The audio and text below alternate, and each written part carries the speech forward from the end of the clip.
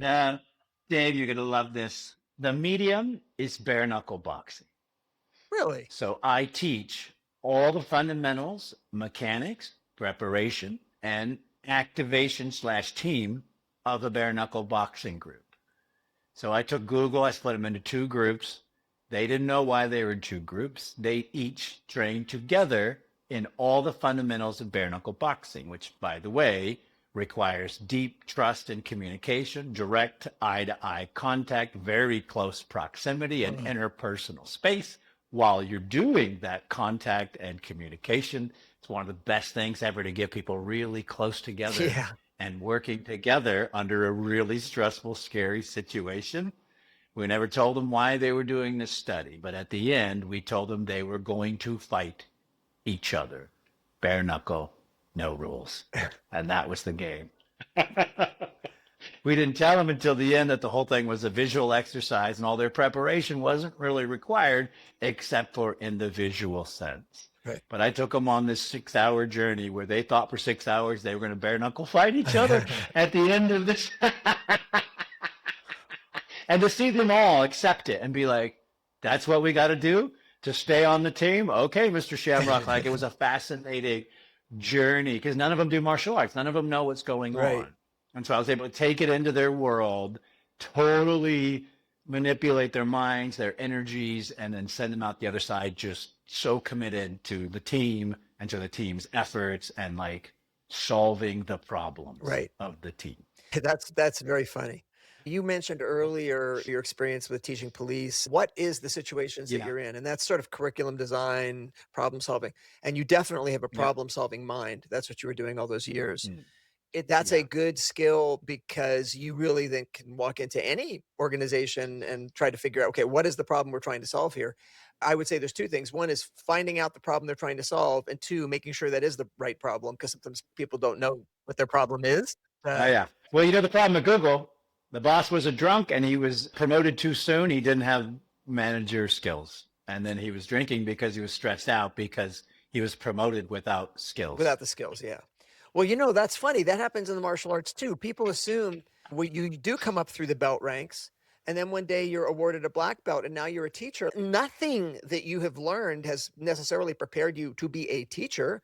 You're just good at your martial arts. Maybe you're a good teacher, maybe you're not a good teacher. And we all know that you don't have to be a great executor of a sport to necessarily to be a teacher of it. You can understand it. Maybe you can't do it.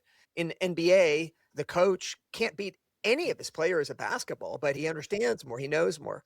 You're unique because you actually are a champion and you can teach. And that's a very unusual combination, I think. But I think just because you've risen within your organization or risen in the martial arts doesn't mean that you're necessarily qualified for this new thing that you're doing. And that's a typical problem in corporate America.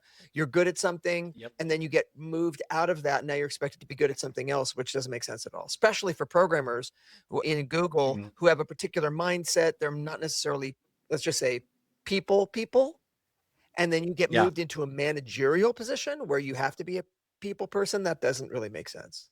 Doesn't make sense as our fighters are not usually the best teachers That's right. because they're usually focused on fighting and that study. Right. And the best teachers are teachers because they study teaching and they figure out how people learn. And I can say through my journey, and the reason why I can do corporate leadership and these things now was I learned how people learn. Mm-hmm. I spent the time while teaching to realize, oh, some people learn visual, some people learn audio, some people are physical, some people are a combination, some people are mechanical. And it was only through years of teaching that I realized, oh, if I make a weird sound with this technique, it retains in these people's brains. Yep. And so while I may look silly, 6% of them are like, bing, and we got that group. And when I talk about the angle here, we get this 20%. When I make them do this, we get this other. So it's okay, we got everybody. But it was that process of trying to learn how people learn that was really complicated and hard. It took forever. Now it's organic. But my point was I had two great coaches that I loved, my brother and Maurice Smith.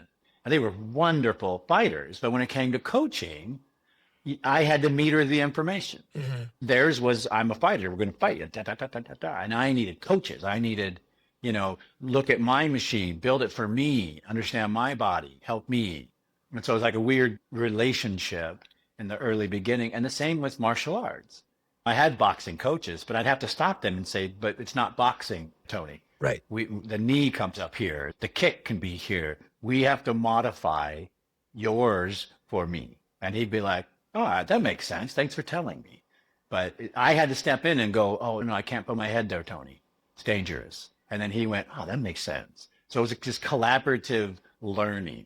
And I feel like that's where health, fitness, business thrives. Collaborative learning, helping each other, like figure it out. Hey there, what you just listened to was a segment of a longer episode. If you want to hear the full episode, click here.